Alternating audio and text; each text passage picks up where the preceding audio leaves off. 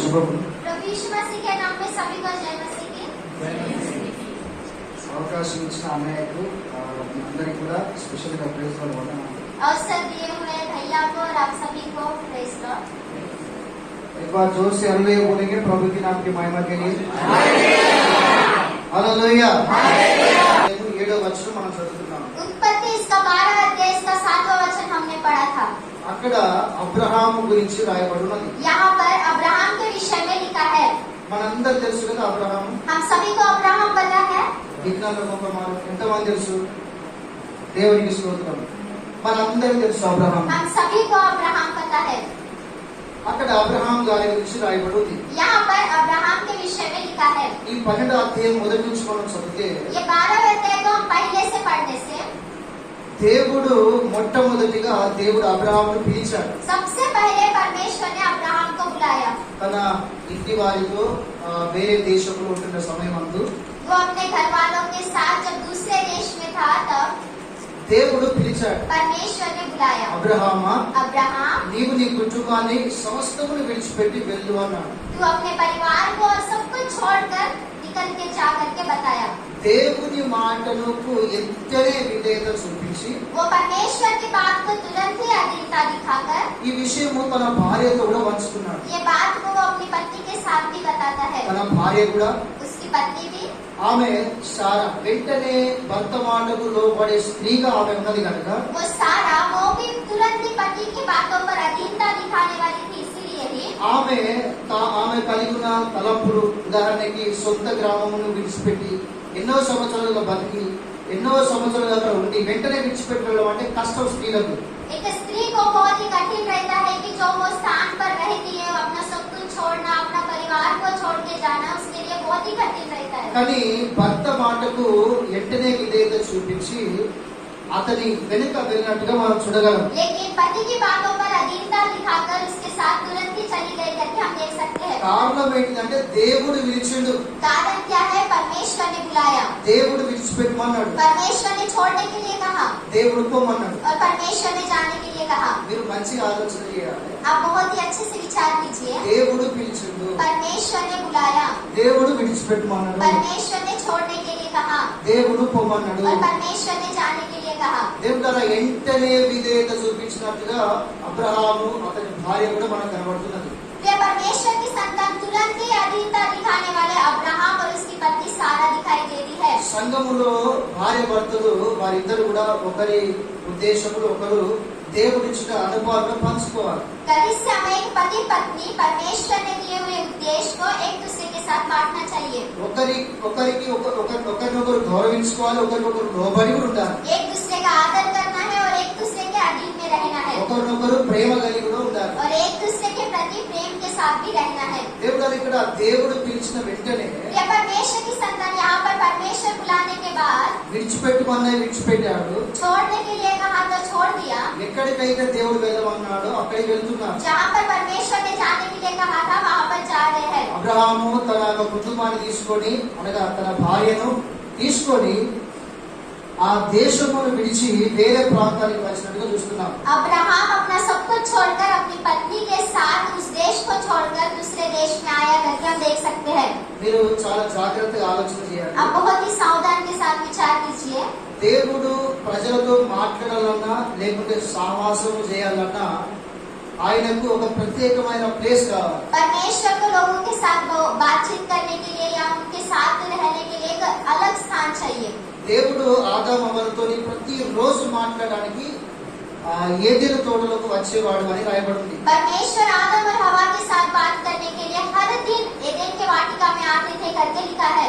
అదేవిధంగా మోషే సమయంలో ప్రత్యక్ష గుడారము ద్వారా ప్రజలతో మాట్లాడాడు. उसी प्रकार से मूसा के समय में मिलाप वाले तंबू के द्वारा ही लोगों से उसने बातचीत किया। అదేవిధంగా దావీదు, సొలొమోను ఆ తర్వాత కాలంలో మందిరాల నుండి తన దాసుల ద్వారా మాట్లాడినట్టుగా మనం చూడగలం. उसी प्रकार से दाऊद और सुलेमान के समय में मंदिर में से होकर वो अपने दासों के साथ बात करता था करके हम देख सकते हैं। ఇప్పుడు పరిశుద్ధాత్మ ద్వారా కొన్ని విషయాలు దేవుడు మనం జ్ఞాపకం చేయబోతున్నాడు. अभी पवित्र आत्मा के द्वारा परमेश्वर कुछ बातें हमें स्मरण दिलाना चाहते हैं। మరి అబ్రహాము, ఇస్సాకు, యాకోబు వీళ్ళ సమయంలో దేవుడు ఏ విధంగా మాట్లాడినాడు కావచ్చు. तो अब्राहम, याकूब, इसहाक इनके समय में परमेश्वर किसके द्वारा बात किया होगा। ఈ బలిపీఠము ద్వారా దేవుడు వారితో మాట్లాడుతూ వచ్చాడు. वेदी के द्वारा ही परमेश्वर उनसे बात करते हुए आया। వీళ్ళు బలిపీఠాలను కడుతూ వచ్చారు. ये वेदी को बांधते हुए आए। బలిపీఠం అంటే ఇది. वेदी मतलब ये है। ఈ బలిపీఠమును కట్టి బలి అర్పించి దాని మీద వేసినప్పుడు ఆ పశువులు ये वेदी को बांधकर उसके ऊपर उस बलि को चढ़ाने के बाद దేవుని అగ్ని పరలోకం నుండి దిగి వచ్చేది. परमेश्वर का आग स्वर्ग में से उतर के आता था। దిగి వచ్చి ఆ పశువును మొత్తం బూడిదీయాలి. वो उतर के आकर उस पशु को पूरा राख बना देता था। పూర్తిగా బూడిదీయాలి. पूरा राख बनाना चाहिए था। దాని అర్థము దేవుడు మన ప్రార్థనను, మన సేవను, మన భక్తిని అంగీకరించి ఉన్నాడు అనేది దానికి నిశ్చయతకు సాదృశ్యం అండి. उसका अर्थ है परमेश्वर ने हमारी प्रार्थना को सुना, परमेश्वर ने हमारी सारी बातों को सुना करके एक निश्चय है। దేవుడు వీళ్ళ సమయంలో నోవాకే కావచ్చు, ఆదోకే కావచ్చు, అబ్రహాం, ఇస్సాకు, యాకోబు వీళ్ళ సమయంలో వీళ్ళు బలిపీఠాలు కట్టి దేవుని స్వరాన్ని వినేవారు. हाँ, लोग अब्राहम, इसहाक, याकूब ये सभी लोग परमेश्वर के लिए वेदी बनाकर परमेश्वर की वाणी सुनते थे। అబ్రహాంకి ఎక్కడికి పోవాలో తెలియదు, अब्राहम को कहाँ जाना है नहीं पता, ఏం చేయాలో తెలియదు, क्या करना है नहीं पता, ఏడ ఉండాలో తెలియదు, कहाँ पर रहना है ये भी नहीं पता, ఏం కట్టుకోవాలి, ఏం తినాలి, ఏం చేయాలి అసలు ఏం తెలియదు. क्या बांधना है, क्या खाना है, क्या पीना है, कुछ भी नहीं पता था। దేవుడు చెప్పిండు పొమ్మన్నాడు, నేను పోతున్నా. परमेश्वर ने बताया जाने के लिए मैं जा रहा हूँ। హల్లెలూయా. हालेलुया। ఇదేదా अधीनता, ఇదేదా अधीनता దేవుడు చెప్పిండు కనుక నేను చేస్తున్నా. परमेश्वर ने बताया इसलिए मैं कर रहा हूँ। క్రైస్తవ జీవితంలో నిజంగా ఇలాంటి విధేయత దేవుడు కోరుకుంటున్నాడు. एक मसीह जीवन में परमेश्वर ये अधीनता चाहते हैं। దేవుడికి ఇది చాలా ఇష్టమైన స్వభావం. परमेश्वर को ये बहुत ही पसंदीदा स्वभाव है। బైబిల్లో అనేకమైన ఆజ్ఞలు ఉన్నాయి. बाइबल में अनेक आज्ञाएं हैं। దేవుడు ఎందుకు ఆజ్ఞ ఇస్తున్నాడు అంటే परमेश्वर क्यों आज्ञाएं देता है कहने నా से ప్రజలు నా ఆధీనంలో ఉండాలి. मेरे लोग मेरे अधीनता में रहने चाहिए। సంఘము దేవుని ఆధీనంలో ఉండాలి. कलीसिया परमेश्वर के अधीन में रहना चाहिए। పిల్లలు తల్లిదండ్రుల ఆధీనంలో ఉండాలి.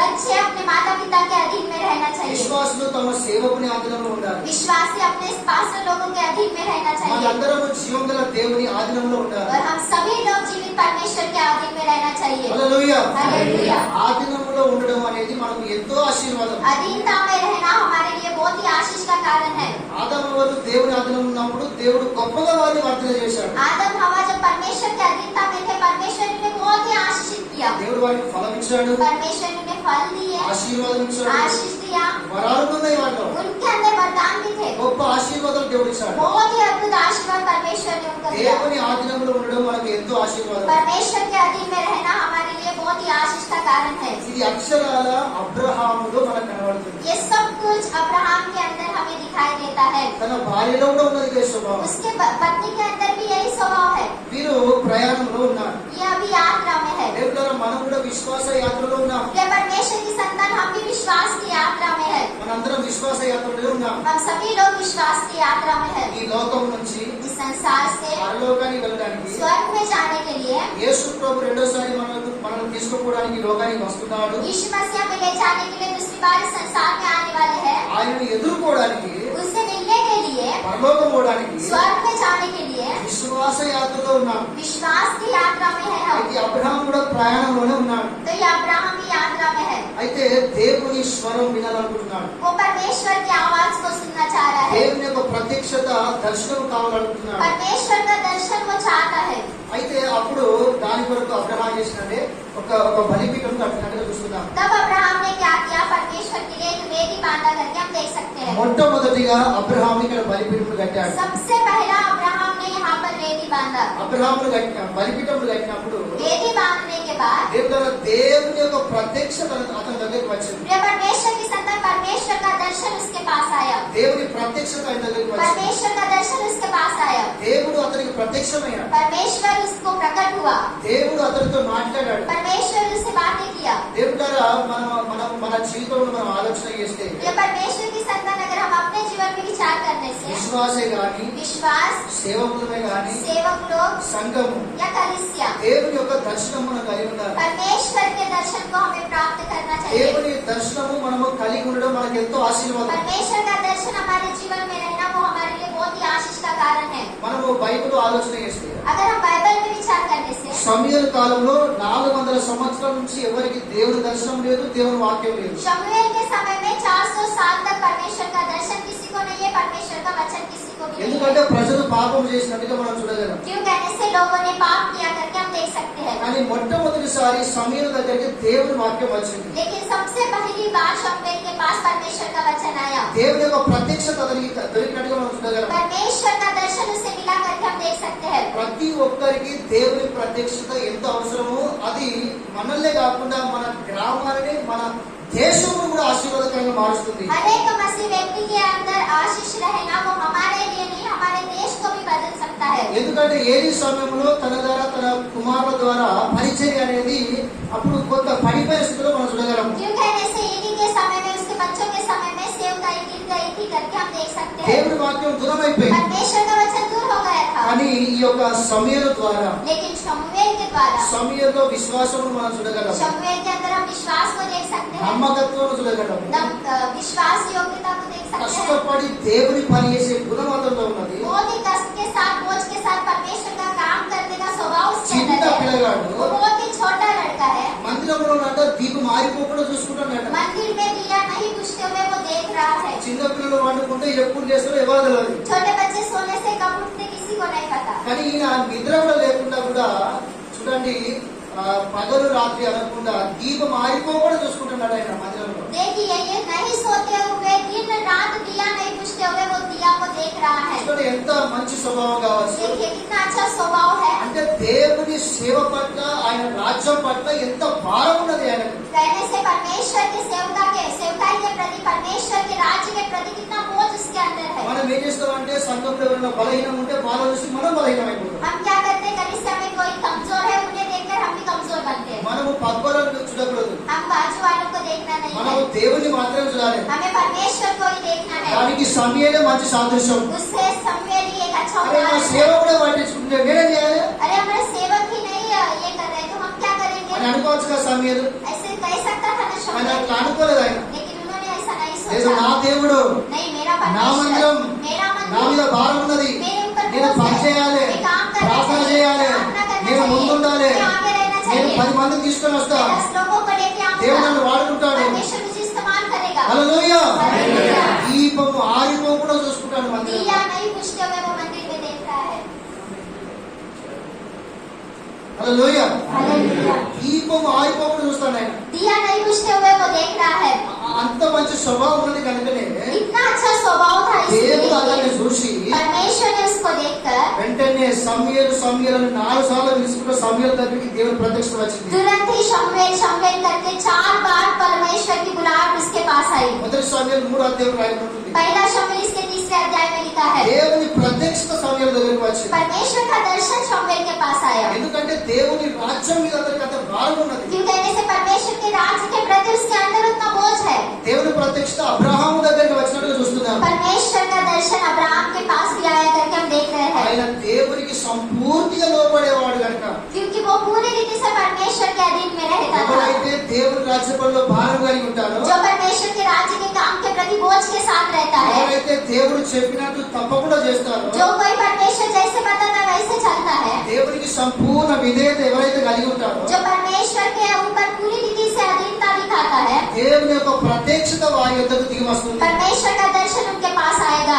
దేవుడు వస్తాడు, మిమ్మల్ని పిలుచుకుంటాడు. परमेश्वर आएगा आपको बुलाते हुए, తప్పకుండా మిమ్మల్ని పిలుచుకుంటూ వస్తాడు. आपको बुलाने के लिए परमेश्वर आएगा। సమయాలను పిలుచుకుంటూ వచ్చిన ఆ దేవుడు, शमूएल करके बुलाते आया हुआ वो परमेश्वर, అబ్రాహాము అని పిలుచుకుంటూ వచ్చిన ఆ దేవుడు, अब्राहम करके बुलाते हुए आया वो నీ परमेश्वर, పేరు పెట్టి పిలుచుకుంటూ మీ దగ్గరకు आपका వస్తాడు. नाम भी लेकर आपके पास बुलाते हुए आएगा। హల్లెలూయా. हालेलुया। హల్లెలూయా. हालेलुया। దేవుని ప్రత్యక్షత మన దగ్గరికి వస్తుంది. परमेश्वर का दर्शन हमारे पास आएगा। దేవుని ప్రత్యక్షత సమయం దగ్గరికి వచ్చినప్పుడు परमेश्वर का दर्शन जब शमूएल के पास आया था, ఆయన దేశానికి ఆశీర్వాదంగా మారిండు. वो देश के लिए आशीष का कारण बना। అబ్రాహాము దగ్గరికి దేవుని ప్రత్యక్షత వస్తే अब्राहम के पास परमेश्वर का दर्शन आने के बाद టోటల్ ప్రపంచానికి ఆయన ఆశీర్వాదంగా सारे మారిండు. संसार के लिए वो आशीष का कारण बना। హల్లెలూయా. हालेलुया। దేవుని ప్రత్యక్షత మన దగ్గరికి వస్తే परमेश्वर का दर्शन हमारे पास आने మనము से దీవించబడతాం. हम आशीषित మన होंगे, కుటుంబాలు हमारा దీవించబడతాయి. परिवार आशीषित మన होगा, గ్రామాలు దీవించబడతాయి. हमारे गांव आशीषित మన होंगे, దేశం దీవించబడుతుంది. हमारा देश आशीषित होगा। హల్లెలూయా. हालेलुया। హల్లెలూయా. हालेलुया। ఏం కాదు, ఇది సత్యం. फिर परमेश्वर की संतान ये सच्चाई है, మనము దేవుని దర్శనం కావాలి. हमें परमेश्वर का दर्शन चाहिए। ముఖ దర్శనము చాలయ్యా నాకు, నీ ముఖ దర్శనము చాలయ్యా, ముఖ దర్శనము దర్శనము చాలయ్యా, నాకు నీ ముఖ దర్శనము చాలయ్యా. సమీపించని తేజస్సులో నివసించు నా దైవమా. సమీపించని తేజస్సులో నివసించు నా దైవమా. ముఖ దర్శనము చాలయ్యా, నాకు నీ ముఖ నాకు నీ ముఖ దర్శనము చాలయ్యా. యేసయ్యా, యేసయ్యా, యేసయ్యా, యేసయ్యా, ఓ యేసయ్యా, యేసయ్యా, యేసయ్యా, యేసయ్యా. హల్లెలూయా. हालेलुया। మనము దేవుని దర్శనం కలిగి ఉండాలి. हमें परमेश्वर का दर्शन के साथ रहना ఆయన चाहिए, ప్రత్యక్షత మనకు ఉండాలి. उसका दर्शन हमें रहना चाहिए। మనకు ఎంతో वो ఆశీర్వాదం. हमारे लिए बहुत ही आशीष का कारण है। ఈ మొదటి బలిపీఠము ఇది మనకు నేర్పిస్తుంది. ये पहली वेदी हमें सिखाती है। దేవుడ అక్కడి నుంచి దేవుని దర్శనము పొందుకున్నాడు. प्रिय परमेश्वर की संतान, वहां से वो परमेश्वर का दर्शन प्राप्त किया। ప్రభు చెప్పాడు, प्रभु ने कहा ఇంకా ముందుకు ప్రయాణం చేయి, और आगे यात्रा कर, ప్రయాణం చేయి. यात्रा कर, यात्रा कर। అక్కడి నుంచి ఆయన ముందుకు వెళ్ళాడు. वहां से वो आगे गया మళ్ళీ ఒక ప్రాంతానికి వచ్చాడు. ఆయన और एक नगर में वो आया। ఆయన వచ్చినప్పుడు మళ్ళీ దేవుని యొక్క కృప కొరకు वो आने के बाद फिर से परमेश्वर के अनुग्रह के लिए రెండో బలిపీఠాన్ని కట్టినట్టుగా మనం చూస్తున్నాం. दूसरी वेदी को बांधा करके हम देख सकते हैं। ఆది కాండము 12:8 देखिए उत्पत्ति इसका 12 अध्याय 8वां वचन। 12:8 12:8 फिर वहाँ से आगे बढ़कर हाँ। वह उस पहाड़ पर आया जो बेतेल के पूर्व की ओर है, और अपना तंबू उस स्थान में खड़ा किया हाँ। जिसके पश्चिम की ओर तो बेतेल और पूर्व की ओर ये है। हाँ। वहाँ भी उसने यहोवा के लिए एक वेदी बनाई हाँ। और यहोवा से प्रार्थना की। ఆమె హల్లెలూయా. హల్లెలూయా. ఇక్కడ అబ్రహాము రెండో బలిపీఠాన్ని కట్టాడు. यहाँ पर अब्राहम दूसरी वेदी को बांधते हैं। రెండో బలిపీఠమును కట్టి दूसरे वेदी को बांधकर ఆయన ప్రార్థన చేసినట్టుగా చూస్తున్నాం. उन्होंने प्रार्थना की करके हम देख सकते हैं। మీరు చాలా దృష్టి ఉంచాలి ఈ వాక్యం మీద. आप इस वचन के ऊपर बहुत ही दृष्टि लगा के रखिए। ఎక్కడ కట్టిండు అబ్రహాం బలిపీఠాన్ని, రెండో బలిపీఠాన్ని? दूसरे वेदी को अब्राहम ने कहाँ पर बांधा? ఎక్కడ కట్టాడు? జోసే బోల్నా, గట్టిగా చెప్పాలి. కరెక్ట్ మీరు చెప్పింది बेतेल की पूर्व की ओर। राइट. और जोर से कहां पर बनाया? और जोर से ఓకే. బేతేలులో ఆయన రెండో బలిపీఠాన్ని కట్టాడు. बेतेल में उन्होंने दूसरी वेदी को बांधा। బేతేలు అనే మాటకు అర్థము మందిరము. बेतेल नाम का अर्थ मंदिर। దేవుని యొక్క వాక్యము ప్రకటించబోయే ప్రత్యక్షమగు స్థలం అని. परमेश्वर का वचन प्रकट होने का स्थान है वो। అంతేకాకుండా उतना ही नहीं, మందిరం గురించి ప్రభు ఏమన్నాడు? मंदिर के विषय में प्रभु ने क्या कहा? ఇది అన్యజనులకు అందరికి కూడా ఇది ప్రార్థనా స్థలం అనబడును అని ये చెప్పాడు. अन्य जाति लोगों के लिए, सभी के लिए प्रार्थना का स्थान कहलाएगा करके बताया। హల్లెలూయా. హల్లెలూయా. మందిరానికి ఉన్న ఒక ప్రత్యేకమైన పేరు. मंदिर को एक अच्छा नाम है। ఇది ప్రార్థనా స్థలము. ये प्रार्थना का स्थान है। బేతేలులో బలిపీఠాన్ని కట్టాడు, बेतेल में उन्होंने वेदी बांधी, ప్రార్థన చేశాడు. प्रार्थना किया। ఈ బలిపీఠము ప్రార్థనను మనకు చూపిస్తుంది. ये वेदी हमें प्रार्थना को दिखाती है। ఎంతమంది ప్రార్థన చేస్తారు? कितने लोग प्रार्थना करते हैं? ఎంతమంది చేస్తారు ప్రార్థన? कितने लोग करते हैं? ऐसा बोलने से आधा प्रार्थना करते हैं, पूरा करते हैं. ఎంతమంది మంచిగా ప్రార్థన చేస్తారు? कितने लोग अच्छा प्रार्थना करते ఓకే, हैं? దేవునికి స్తోత్రం. उसी तरह ऐसी बोलेंगे जो से हालेलुया, हालेलुया. మంచిది. మనం అందరము ప్రార్థన జీవితం కలిగి ఉండాలి. हम सभी लोग प्रार्थना के जीवन के साथ रहना चाहिए। అందరూ ప్రార్థన చేస్తారు, सभी लोग प्रार्थना करते हैं, కానీ लेकिन ప్రార్థన చేసే వాళ్ళు చాలా మంది ఉంటారు. प्रार्थना करने वाले बहुत से लोग रहते हैं। ప్రార్థనలో పోరాడే వాళ్ళు తక్కువ ఉంటారు. प्रार्थना में युद्ध करने वाले कम लोग रहते हैं। ప్రార్థన చేసే వాళ్ళు చాలా మంది ఉంటారు. प्रार्थना करने वाले बहुत से लोग रहते हैं। విశ్వాసం కలిగి ప్రార్థన చేసే వాళ్ళు తక్కువ ఉంటారు. विश्वास के साथ प्रार्थना करने वाले कम रहते हैं। ప్రార్థన చేసే వాళ్ళు చాలా మంది ఉంటారు. प्रार्थना करने वाले बहुत से लोग रहते हैं। దేవుని ప్రార్థనకు ఉత్తరం పొందుకోవడానికి గల పట్టుదల గల వారు చాలా తక్కువ మంది ये ఉంటారు. परमेश्वर की संतान प्रार्थना का जवाब पाने के लिए एक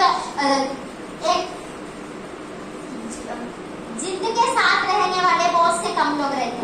ఉదాహరణకు మనం ఆలోచన చేస్తే उदाहरण में अगर हम विचार करने से ఇప్పుడు యాకోబు దేవునితో పోరాడుతున్నాడు. अभी याकूब परमेश्वर के साथ युद्ध कर रहा है। ఆది కాండంలో రాయబడి ఉంది. उत्पत्ति में लिखा है దేవుడు యాకోబు ఏం చేసినాడంటే దేవుడు పట్టుకున్నాడు. याकूब ने क्या किया, परमेश्वर को पकड़ा।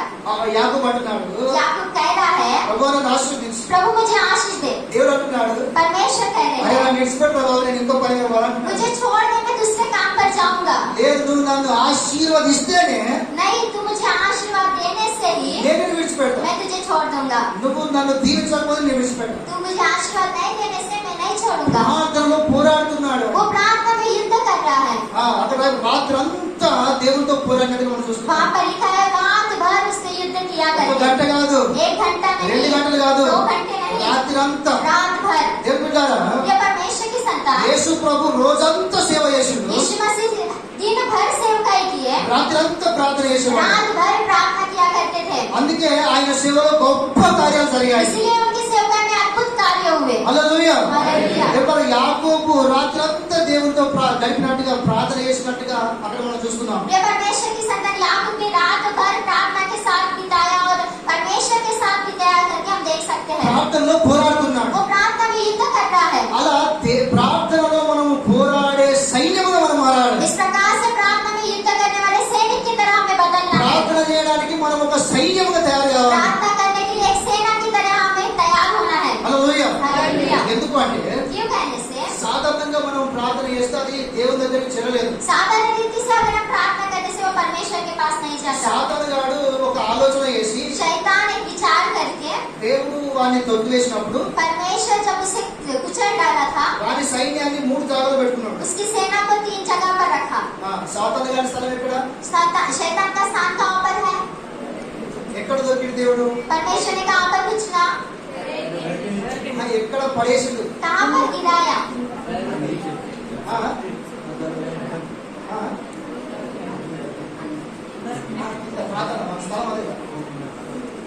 పాతాళములో ఫస్ట్ పడేసిండు. पहले तो उसे अधोलोक में गिराया। పరలోకంలో దొరికితే దరిద్రపోయి అక్కడ పడ్డాడు. स्वर्ग में कूदने से जहाँ पर वहाँ अधोलोक में गिरा। కానీ వాడు వస్తున్న సమయంలో लेकिन जब वो आ रहा था, కొన్ని దూతలను ఆకాశ మండలంలో పెట్టుకున్నాడు, कुछ दूतों को आकाश मंडल में रखा, కొన్ని దూతల్ని భూమి మీద పెట్టుకున్నాడు, कुछ दूतों को इस पृथ्वी पर रखा కొన్ని పోయి అక్కడ పాతంలో పడ్డాయి. और कुछ जाकर अधोलोक में गिरे। యోగు గ్రంథం 2:2 వచనంలో अय्यूब इसका दूसरा अध्याय दूसरे वचन में అప్పుడు ప్రభు అంటాడు, तब प्रभु कहते हैं, అరే నువ్వు ఎక్కడి నుంచి వస్తావు అంటే तू कहाँ से आ रहा है? कहने నేను से భూమి మీద అటు ఇటు తిరుగుకుంటూ వస్తాను. मैं पृथ्वी पर इधर उधर घूमते हुए आ रहा हूँ, कहता है। ఆయనకి ఏ పని లేదు, उसे कुछ भी काम नहीं है, ఆడు బేకారుడు.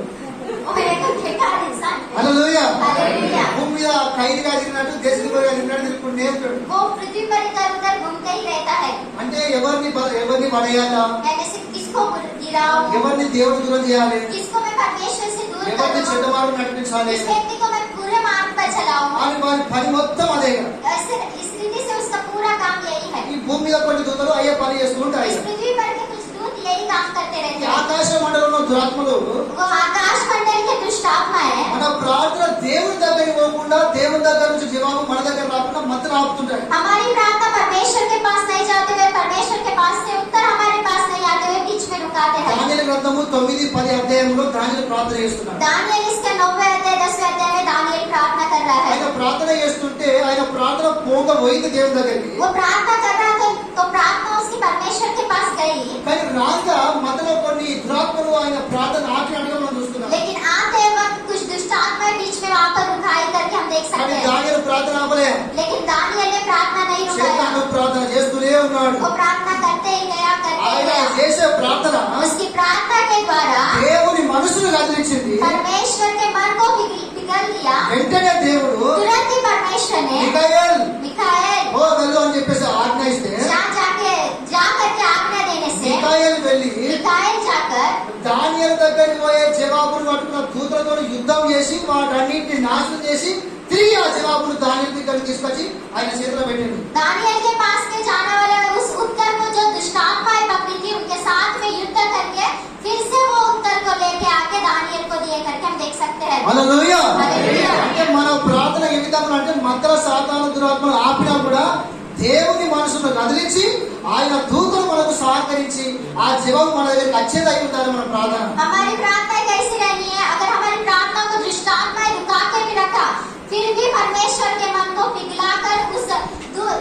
वो अपने दूत को भेजकर युद्ध करके फिर से उत्तर हमारे पास भेजने वाली प्रार्थना, इतनी सामर्थ्य प्रार्थना हमारी रहनी चाहिए। హల్లెలూయా. हालेलुया। ఈ బలిపీఠం మీద కూడా చూస్తే अगर हम वेदी के ऊपर देखने से దాన్ని వధిస్తారు, उसको वध करते हैं, దాని శరీరం దాని మీద పెడతారు. उसका शरीर उस वेदी के ऊपर रखते हैं, అంటే దాంతోనే అయిపోలే, उससे इनका समाप्त नहीं होता, దాంతోనే అయిపోలే. उससे ही नहीं खत्म होता। దేవుని అగ్ని మీది నుండి దిగి వచ్చి परमेश्वर का आग ऊपर से उतर के आकर దాన్ని మొత్తం బూడిద చేస్తేనే उसको पूरा राख बनाने से ही అప్పుడే మనం అర్థం చేసుకుంటాము మన ప్రార్థన దేవుడు విన్నాడు అని చెప్పి. तभी हम समझ लेते हैं कि परमेश्वर ने हमारी प्रार्थना को सुना। హల్లెలూయా. हालेलुया। మొదటి రాజుల గ్రంథం 18వ అధ్యాయంలో पहला राजा इसके 18 अध्याय में అక్కడ ఒక సైడ్ 450 మంది ప్రవక్తలు ఉన్నారు, वहाँ पर एक बाजू में 450 भविष्यवक्ताएं हैं, ఇంకొక సైడ్ ఏలియా ఉన్నారు. एक बाजू में एलिया है। వీళ్ళిద్దరి మధ్యలో పోరాటం నడుస్తున్నది. उन दोनों के बीच में युद्ध चल रहा है। ఎవరు దేవుడు? कौन परमेश्वर है? ఐదు దేవుడా बैल परमेश्वर है లేకపోతే యేసు ప్రభు దేవుడా? या यीशु मसीह परमेश्वर है? వీళ్ళిద్దరి మధ్యలో इन दोनों के बीच में ఇట్లా యుద్ధం నడుస్తున్నది. युद्ध चल रहा है। మొత్తం నుంచి మొదలుపెట్టి సాయంత్రం దాకా ఎన్ని చేసినా అంత సున్నా అయిపోయింది. सुबह से लेकर शाम तक उन्होंने जितना भी किया वो सब कुछ देते ही रहा, కానీ ఏది అక్కడ రాయబడింది, పడిపోయే యెహోవా బలిపీఠానికి నీ కట్టి लेकिन एलिया वहाँ पर गिरा हुआ वेदी को फिर से बांधकर మనం ఆలోచిస్తే ఒక 2-3 నిమిషాలు ప్రార్థన చేసిన అంతే. हमारे विचार से वो 2-3 मिनट भी प्रार्थना किया होगा। అక్కడ రాయబడింది ఆకాశం తెరబడి वहाँ पर लिखा आकाश खुल गया, అగ్ని దిగి వచ్చి आग उतर के आकर ఆ బలి పశువును మొత్తం బూడి చేసినట్టు రాయబడింది. वो बलि के पशु को पूरा राख बना दिया करके लिखा है। వచ్చిన దేవుని యొక్క జవాబుకు, आए हुए परमेश्वर के उत्तर को, వచ్చిన దేవుని జవాబుకు आए वाले परमेश्वर के उत्तर को అక్కడ ప్రజలందరూ కూడా యెహోవాయే దేవుడు యెహోవాయే దేవుడు అని జయ పలికిండ్రు. वहाँ के सभी लोग यहोवा ही परमेश्वर है, यहोवा ही परमेश्वर है कहकर जय जयकार करने लगे। హల్లెలూయా. हालेलुया। దేవుని ద్వారా మనం ప్రార్థన చేసిన ముఖ్యం కాదు, కానీ ఆ ప్రార్థనకు తగిన జవాబును మనం పొందుకోవడం ముఖ్యము. ये परमेश्वर की संतान प्रार्थना करना वो महत्वपूर्ण नहीं, लेकिन प्रार्थना का जवाब पाना महत्वपूर्ण అంటే है। జవాబు కలిగిన జీవితం మనం కలిగి ఉండాలి. तो उत्तर के साथ रहने वाला जीवन हमारा रहना దానికి चाहिए, విశ్వాసం కలిగి ప్రార్థన చేయాలి, उसके लिए विश्वास के साथ प्रार्थना करना నమ్మకం चाहिए కలిగి ప్రార్థన చేయాలి, और భరోసా కలిగి, भरोसे के साथ प्रार्थना करना चाहिए, పట్టుదల కలిగి ప్రార్థన చేయాలి, जिद्द के साथ प्रार्थना करना चाहिए, ప్రార్థనలో యుద్ధం చేయాలి, प्रार्थना में युद्ध करना चाहिए, ప్రార్థన జీవితం కలిగి ఉండాలి. మనం प्रार्थना के जीवन के साथ हम रहना चाहिए। దేవుడు అనేకమైన కార్యాలు జరిగిస్తాడు. परमेश्वर अनेक कार्यों को करेगा। మీ అందరూ తెలుసు, ప్రార్థన చేసినప్పుడు పరిశుద్ధాత్మ దేవుడు దిగి వచ్చాడు. आप सभी को पता है प्रार्थना करने के बाद पवित्र आत्मा उतर के आया। ప్రార్థన చేస్తే ఎరికో గోడలు కూడా అవి పగిలిపోయాయి ప్రార్థన ఆరాధన ద్వారా. प्रार्थना और आराधना के द्वारा यरीहो के दीवार भी गिराए गए, చెరిసాల బంధకాలు కూడా పగిలిపోయాయి. जेल के बंधन भी टूट गए, సంఘం ప్రార్థన చేస్తే పేతురు విడిపించబడ్డాడు. कलीसिया प्रार्थना करने से पतरस छुड़ाया गया। ప్రార్థన దేవుడు గొప్ప కార్యాలు జరిగిస్తాడు. प्रार्थना के द्वारा परमेश्वर अद्भुत कार्य మనం करेगा। ప్రార్థన జీవితం కలిగి ఉండాలి. हमें प्रार्थना के जीवन के साथ रहना चाहिए। హల్లెలూయా. हालेलुया। ఈ రెండో బలిపీఠం మనకి ఇది నేర్పిస్తున్నది. ये दूसरी वेदी हमें ये सिखाती है। నెక్స్ట్ మూడోది ఏంటంటే और तीसरी वेदी क्या है? ఆదికాండం 13వ అధ్యాయం 18వ వచనం. उत्पत्ति इसका 13 अध्याय 18 वचन। 13వ అధ్యాయం 18వ వచనం. इसके पश्चात हाँ। अब्राहम अपना तंबू उखाड़कर ఆ, मरने के बाद दूसरों के बीच जो हेब्रोन में थे जाकर रहने लगा और वहाँ भी यहोवा की एक वेदी बनाई। ఓకే హల్లెలూయా. हालेलुया। ఇక్కడ మూడో బలిపీఠాన్ని అబ్రహాం కట్టాడు. यहाँ पर तीसरे वेदी को अब्राहम ने बांधा। ఎక్కడ కట్టాడు? कहाँ पर बांधा? హెబ్రోనులో కట్టాడు. हेब्रोन में बांधा। ప్రతి ప్లేస్ అక్కడ ఆయన ప్రయాణం ఉన్నాడు, वो यात्रा में है, ప్రయాణంలో ఉన్నాడు. यात्रा में है। విశ్వాస యాత్రలో ఉన్న మనము विश्वास के यात्रा में रहने वाले हम ఒకటి దేవుని ప్రత్యక్షత కలిగి ఉండాలి, एक परमेश्वर के दर्शन के साथ रहना है, రెండోది ప్రార్థన జీవితం కలిగి और ఉండాలి. दूसरा प्रार्थना के जीवन के साथ रहना है। ఒకసారి మీరు అందరూ చెప్పండి.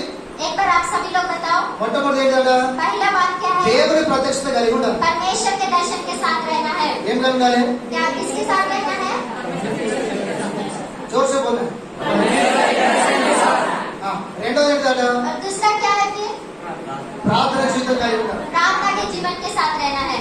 ఏం కలిగి ఉండాలి? किसके साथ रहना है? थोड़ा जोर से और थोड़ा जोर से. ఓకే, మనందరం విశ్వాస యాత్రలో ఉన్నాం. हम सभी लोग विश्वास की यात्रा में हैं। దేవుని ప్రత్యక్షత మనకు ఉండాలి, परमेश्वर का दर्शन हमें रहना ప్రార్థన चाहिए జీవితం ఉండాలి. और प्रार्थना का जीवन रहना चाहिए। అబ్రహాం మళ్ళీ ముంగడి వెళ్ళాడు, अब्राहम फिर आगे बढ़ा మళ్ళీ మూడో బలిపీఠం కట్టాడు. और फिर से तीसरी वेदी को ఎక్కడ बनाया। కట్టాడు? कहाँ पर बनाया? హెబ్రోనులో కట్టాడు. हेब्रोन में बनाया। హెబ్రోన్ అనే మాటకు అర్థం ఏంటంటే हेब्रोन नाम का अर्थ क्या है कहने से? సహవాసము, संगति। ఫెలోషిప్, సహవాసము. संगति। దేవుడరా సహవాసము బైబిల్లో 3 రకాలు చెప్పబడ్డది. प्रिय परमेश्वर की संतान संगति बाइबल में 3 प्रकार से बताया गया है. 3 రకాల సహవాసాలు ఉన్నాయి. 3 प्रकार की संगति है. ఒకటోది पहली దేవునితో సహవాసం. परमेश्वर के साथ संगति. దేవునితో సహవాసం ఎవరైతే చేస్తారో जो परमेश्वर के साथ संगति करता है వాళ్ళు దేవుని శక్తి పొందుకుంటారు. वो परमेश्वर के सामर्थ्य को प्राप्त करता है. హల్లెలూయా. हालेलुया. మోషే 40 దినాలు 40 రాత్రులు సీనాయి కొండ మీద దేవునితో సహవాసం చేయడానికి వెళ్ళాడు. मूसे 40 दिन और 40 रात सीनै पहाड़ पर परमेश्वर के साथ संगति करने के लिए गया था. మీరు ఇటు ధ్యానం ఉంచండి. आप सभी लोग इधर ध्यान रखिए. మోషే, मूसा, అహరోను, हारून తన భార్య సిప్పోరా और उसकी पत्नी सिप्पोरा, వీళ్ళు ముగ్గురు ప్రయాణం చేశారు. ये तीनों लोग भी यात्रा कर रहे కానీ हैं. మధ్యలో వెళ్తున్న దేవుడు అన్నాడు అంటే लेकिन बीच में जाने के बाद परमेश्वर कहते हैं మోషే నువ్వు ఒక్కరివే రావాలి. मूसा तो अकेला ही यहाँ. అప్పుడు వీళ్ళని మధ్య నుంచి तब उन्हें बीच में रखकर ఈయన మీదికి వెళ్ళాడు. ये ऊपर चला गया. 40 దినాలు 40 రాత్రులు అక్కడ ఉన్నాడు. 40 दिन और 40 रात वहाँ पर ठहरा. రిటర్న్ ఆయన వచ్చినప్పుడు जब वो आ रहा था ఆయన ముఖము చూసి చాలా మంది కింద పడిపోయినారు. उसके मुख को देखकर बहुत से लोग नीचे गिर गए. ఎందుకు సాధారణ మనిషే కదా, क्यों? साधारण ही मनुष्य था ఆయన ना. ముఖం ఎప్పుడు చూడలేదా? उसका चेहरे को किसी ने कभी नहीं देखा. చూసావు ఆయన ముఖాన్ని. देखा पहले भी. మోసే ఎవరైనా తెలుసు, मूसा कौन है सभी को पता है. కానీ ఎందుకు ఆయన చూసినప్పుడు పడిపోయారు అంటే लेकिन उसको देखने के बाद क्यों गिरे कहने से 40 రోజులు దేవుడితో ఆయన గడిపి 40 दिन परमेश्वर के साथ बिताकर దేవుడితో సహవాసం చేసి परमेश्वर के साथ संगति करके దేవుని యొక్క శక్తి పొందుకున్నాడు. ఆయన परमेश्वर की सामर्थ्य प्राप्त किया. దేవుని యొక్క శక్తి మోషేలో నుండి ఎప్పుడైతే బయలుపరచబడిందో परमेश्वर की सामर्थ्य मूसा के द्वारा जब प्रकट की गई ఆయన చూసిన ప్రజలు కొంతమంది పడిపోయారు. उसको देखने वाले लोग कुछ लोग गिर गए. హల్లెలూయా. हालेलुया. ఆయనతో సహవాసం చేస్తే మనం దేవుని శక్తి పొందుకుంటాం. उसके परमेश्वर के साथ संगति करने से परमेश्वर की सामर्थ्य को हम प्राप्त करते ఒక हैं. ఉదాహరణ, एक उदाहरण, ఒక కోడికి 10 గుడ్లు ఉన్నాయి. एक मुर्गी को 10 अंडे हैं. ఈ 10 గుడ్లు ఒకరోజు మాట్లాడుకుంటారు. एक ये 10 अंडे एक दिन बातचीत कर रहे हैं. ఏమని మాట్లాడుకుంటున్నాయి అంటే क्या कह रहे हैं कहने से మనమేమో గుండ్లాగా తెల్లగా ఉన్నాం. हम गोल गोल और सफेद है. మనం అన్నేమో ముక్కున్నది, దానికి కాళ్ళు ఉన్నాయి, దానికి పాలు ఉన్నాయి, రెప్పలు ఎగురుతాయి, తురుముతాయి, తింటాయి, అన్ని చేస్తారు. हमारी मम्मी को आंखें है, नाक है, सब कुछ है, खाती है, पीती है, इधर उधर उसको पंख है तो इधर उधर उड़ती भी है. కానీ నిజంగా మన మమ్మీ గారు మాట ఎంత మంచిగా కావచ్చు. सचमुच हम मम्मी की तरह बदलने से कितना अच्छा रहता होगा. ఇట్లా డిస్కషన్ చేసుకుని और ऐसे सभी लोग बात कर रहे हैं. చేసుకొని వాళ్ళ మమ్మీ దగ్గరికి వెళ్ళి वो सभी ऐसे बात करके मम्मी के पास चले गए. మమ్మీ మమ్మీ मम्मी मम्मी నువ్వు తింటావు, तू खाती है, మొత్తుకుంటావు, चिल्लाती है, ఎగురుతావు, कूदती है, నడుస్తావు, चलती है, అన్ని చేస్తావు. सब कुछ करती है. నిన్ను చూస్తే మాకు మంచిగా అనిపిస్తుంది. तुझे देखने के बाद हमें बहुत ही अच्छा लगता మరి है. దేవుడు నీవేళ మారుతావా तो क्या हम तेरे जैसे सब बदल सकते हैं? అని అడుగుతాడే. ऐसे वो पूछ रहे అప్పుడు थे. మమ్మీ ఏమన్నదంటే तब मम्मी ने क्या कहा? అవును బిడ్డారా, हाँ बच्चों, నేను నీ మంచి కోరే తల్లిని. मैं आपकी अच्छी माँ हूँ. తల్లి ఎప్పుడైనా తల్లిదండ్రులు పిల్లల మంచినే కోరుతారు. माता पिता अपने बच्चों का हमेशा अच्छाई और కానీ भलाई सोचते కష్టాల్లో हैं. ఎప్పటికీ నన్ను గిట్లాంటిది, నన్ను గట్లాంటిది అని అనుకుంటారు పిల్లలే. लेकिन माता पिता ही मुझे ऐसे పిల్లలు అనుకుంటారు తల్లిదండ్రులు గిట్లా అంటారు, గట్లా అంటారు అని చెప్పేసి. बच्चे सोचते हैं कि मुझे मेरे माता पिता ऐसे कहते हैं वैसे कहते हैं. वो सभी प्रकार के बातें बच्चे सोचते ఈ हैं. ప్రేమ గల తల్లి ఏమంటుందంటే ये प्रेमी स्वरूपी माँ क्या कह रही है? బిడ్డలారా, बच्चों, 21 రోజు మీరు నా రెక్కల కింద ఉంటే 21 दिन अगर आप मेरे पंखों के नीचे रहने से నేను ఎట్లా అయితే ఉండడం మీరు కట్టిన అవుతారు. मैं जैसी हूँ वैसे आप भी बदल నేను जाओगे. ఎట్లా చూస్తానో మీరు కట్టిన मैं చూస్తారు. जैसे देख रही हूँ वैसे आप भी నేను देखोगे. ఎట్లా నడతానో మీరు కట్టిన ఆడతారు. मैं जैसे चल रही हूँ आप भी वैसे నేను चलोगे. ఎట్లా ఎగురుతానో మీరు కట్టిన ఎగురుతారు. मैं जैसे कूद रही हूँ वैसे आप भी कूदोगे. అంటే 5 గుడ్లు ఏమంటున్నాయంటే तो वो 5 अंडे क्या सोच रहे उनमें से? మా మమ్మీ ముసలి అవుతాండి, मेरी माँ बुद्धि हो रही है. రాను మా అమ్మ ముసలి అవుతాండి. आते आते आते आते मेरी माँ थोड़ी बुद्धि हो रही है. దాని తెలివి కూడా మందం అయిపోతాను. उसकी बुद्धि भी थोड़ी चली जा रही है. ఏం చేసి क्या? నేను ఒక ఇట్లున్నా, मैं ऐसी हूँ, నాకు కాళ్ళు వస్తాయా, मुझे पैर आएंगे, చేతులు వస్తాయా, मुझे हाथ आएंगे. చెప్పిన తర్వాత కూడా కొంచెం బుద్ధి ఉండాలి. बनने के लिए थोड़ा अक्ल रहना चाहिए. లేదు బిడ్డ, नहीं बच्चे, 21 రోజు నా రెక్కల కింద ఉంటే మీరు 5 21 दिन मेरे पंखों के नीचे रहे तो हो जाएगी. నాకేం చెప్పా 5 వెళ్ళి అక్కడేసి नहीं, मुझे कुछ भी नहीं बताना, मुझे कुछ भी नहीं बताना करके वो वहाँ से चली गई. 5 గుడ్లు వెళ్ళిపోయినాయి. 5 अंडे चले गए. ఇంకెన్నున్నాయి? और कितने बचे हैं? कितना है? कितने बचे हैं? अंडा अंडा कितना है? हाँ? आवाज नहीं आ रहा है? सही, इनका 5 है. और 5 बचे हैं. అందులో 3 ఆలోచన చేస్తారు. उनमें से 3 विचार कर रहे हैं. మమ్మీ మంచిదే, मम्मी तो अच्छी है, మన మంచి కోరుతుంది. हमारे लिए अच्छा सोचती है। నమ్మదా నమ్మద్దా विश्वास करना है या नहीं करना है? అంటే మీకు కొద్దిగా వెనుక ముందు ఆడతాను, ये थोड़े आगे पीछे हो रहे हैं, వెనుక ముందు ఆడతాను. आगे पीछे हो रहे हैं। 2 గుడ్లు మాత్రం, 3 కాదు, 2. तीन नहीं, 2 ही है। ఆ 2 గుడ్లు వెనుక ముందు ఆడుతున్నాయి. 2 अंडे आगे पीछे हो रहे हैं। అమ్మ నువ్వు చెప్తున్నావు నమ్ముతలేను, अब माँ तो बता रही है विश्वास करेंगे, కానీ నాకు కూడా కొద్దిగా డౌటే ఉన్నది. लेकिन हमें भी थोड़ा डाउट है। సరే ఎంత నువ్వు మా తల్లిదండ్రులు, नहीं। మా తల్లి. जितना भी हो तू हमारी माँ है। సరే నేను అప్పుడప్పుడు చచ్చిపోతా, ठीक है, मैं कभी कभी आते जाते रहूंगी। ఎంతైనా మా తల్లిదండ్రులే, तू मेरी माँ है ना, నేను అప్పుడప్పుడు చచ్చిపోతా कभी कभी मैं आते जाते रहूंगा। అని 2 గుడ్లు అప్పుడప్పుడు చచ్చిపోతా అని చెప్పి వెళ్ళిపోయింది. ऐसे करके 2 अंडे में आते जाते रहूंगा करके चले गए। కానీ మిగతా 3 గుడ్లు మాత్రము लेकिन बचे हुए 3 अंडे, తల్లి माता నువ్వే లేకపోతే మీ భూమికి రాకపోదు, तू नहीं है तो हम इस संसार में नहीं आ सकते నేను ఈ थे। భూమికి వచ్చినామంటే నువ్వే. हम इस संसार में आए हैं तो तू ही कारण है। నువ్వు ఎట్లా అంటే మేము గట్లనే. तू जैसे कहेगी हम वैसे करेंगे। 21 రోజు రెక్కల కింద సావాసం తల్లితో సావాసం చేస్తే 21 दिन वो अपनी माता के पंखों के नीचे संगति करने से 21 రోజు రాని వచ్చింది. 21 दिन आ गया, పట గుడ్లు పలిగిపోయినాయి. अंडे थोड़े थोड़े फूटने लगे, కీస్ అనుకుంటే పిల్లలు పైకి వెళ్ళినాయి. उसके अंदर से चू चू करते हुए बच्चे बाहर आए। తన తల్లి ఎట్లా ఉన్నదో అవి అట్లే ఉన్నాయి. वो माता कैसी थी वो बच्चे भी वैसे बदल गए। తల్లి ఎట్లా చూస్తుందో బిడ్డలు అట్లే చూస్తున్నాయి. माता जैसे देख रही हो बच्चे भी वैसे देखने लगे। కంప్లీట్ గా తల్లి ఎట్లా ఉన్నదో ఈ 3 పిల్లలు కూడా సేమ్ అట్లే ఉన్నారు. माता जैसी है ये 3 बच्चे भी सेम उसी प्रकार से కానీ बदल गए। అప్పుడప్పుడు అలా చూసినావా, लेकिन जो तभी तभी आए थे कहीं गए थे ना, ప్రతి ఆదివారం చర్చికి పోతారా, हर संडे चर्च जा रहे हो, కవి ప్రతి ఆదివారం పోతారా, हर संडे जा रहे हो चर्च? అప్పుడప్పుడు. हाँ, कभी कभी जाते। ఇప్పుడు అప్పుడప్పుడు అనుభవం ఏమైందంటే वो कभी कभी बोलने वाले क्या हुए? ఒకదానికి కాలు లేదు, एक को पैर नहीं, ఒకదానికి కన్ను లేదు. एक को आँख नहीं है। ఏమైంది? क्या हुआ? హల్లెలూయా. हालेलुया। ఇప్పుడు తెలిసిందా? अभी पता चला? సరే ఇలాంటి ఉంది. अभी ये जाने दो।